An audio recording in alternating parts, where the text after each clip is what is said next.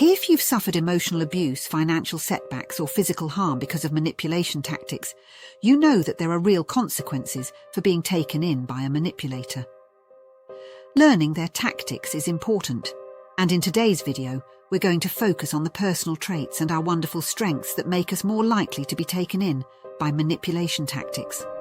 The good news is, once we recognize a vulnerable trait, we can shape that strength in a way that helps us move beyond manipulators and enjoy more personal power. 6 traits make us vulnerable to manipulation tactics. Let's start with number 1. Trait 1. Empathetic. What a beautiful trait, to live with empathy for the hurts and pains of others. And unless you also pair it with tough love, skepticism and strong boundaries, your empathy will get you manipulated, especially by Val victim. You know, that person who embodies the victim mentality and sings the song of Ain't It Awful 24/7 to try to suck you in as the rescuer. I noticed that I was in a relationship with a Val victim and was going to break up with them, but I couldn't bear the thought of being another person who let her down, another villain in their victim story. What followed was a wild, abusive 20-year relationship with a person who did not have the ability to be in an adult relationship. The abuse and impact on my children have left deep emotional and financial scars. I would have avoided this had I seen my vulnerability as naively empathetic. When you notice that your new friend is a Val victim and that you are getting sucked into their drama, give it some space through mindfulness. Allow yourself to see your reaction and why you're not scrutinizing their endless victim stories and not managing boundaries with them. Then see yourself shift into a more powerful position. You might ask Val victim things like, well, what was your role in the problem you're experiencing? Or express boundaries you need to stay safe. That's an indication that you're growing and showing more tough love because you're worth it. Trait number 2, rescuer caretaker. Again, this is a beautiful trait, to want to help others. And unless you pair the desire to rescue with wisdom, you can open yourself up to emotional manipulation. Have you ever jumped in as the rescuer, only to find that you didn't understand the whole story and opened yourself to manipulation by the people you were trying to help? Keep the desire to help, but pair it with caution, scrutiny, and tough love. I was helping my housekeeper, and oddly, the requests for help kept growing. I shifted into tough love mode and let her know I would need to understand her needs and resources and speak directly with medical providers if I continued to help her. You can guess that I found lies in what she said she needed, and it turns out she had resources to draw from she didn't tell me about. She said in our final conversation, "I preferred using your money than mine." Oh boy, don't let the door hit you on the way out.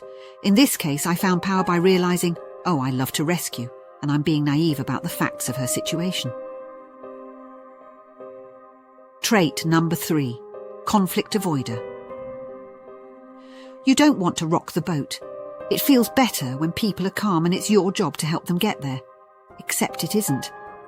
I grew up in a home where we walked on eggshells around an aggressive father. No one wanted to set him off on another tirade of overreaction that could last for hours. Because of that, we learned to cope by being nice and avoiding conflict. If you've been here, you know it doesn't work. Conflict avoidance invites more conflict because manipulators sense they can play you through aggression.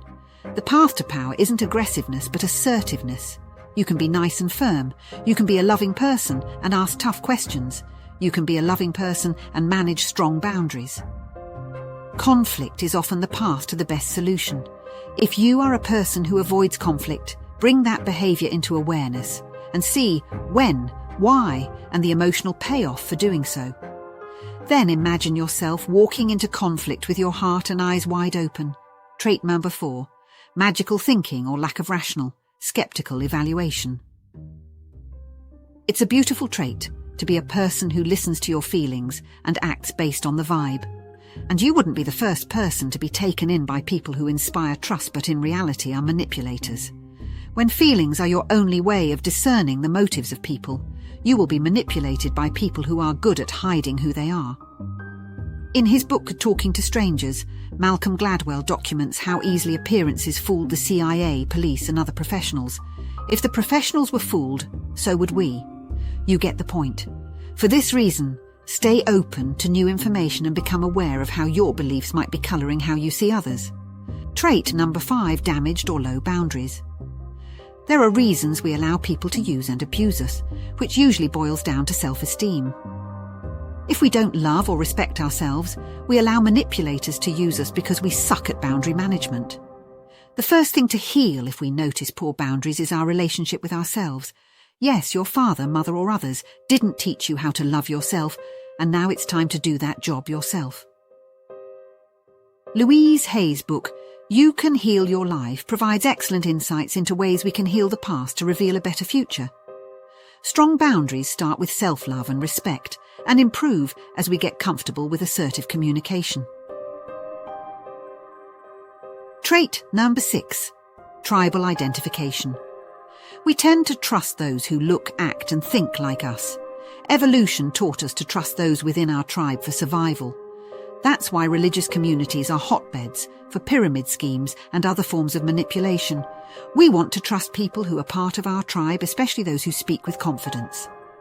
With that bias in mind, it's important that you resist doing business with or investing with those from your tribe.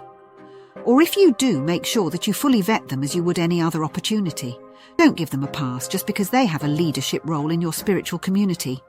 In summary, you'll stay manipulation-free as you heal those strengths, those parts of yourself that leave you vulnerable. These vulnerabilities are strengths and can keep your heart open and your life free of emotional abuse when paired with other strengths. Thanks for joining us today at the Change Capability Institute. If you got value from today's video, like the video and subscribe to the channel. Until next time.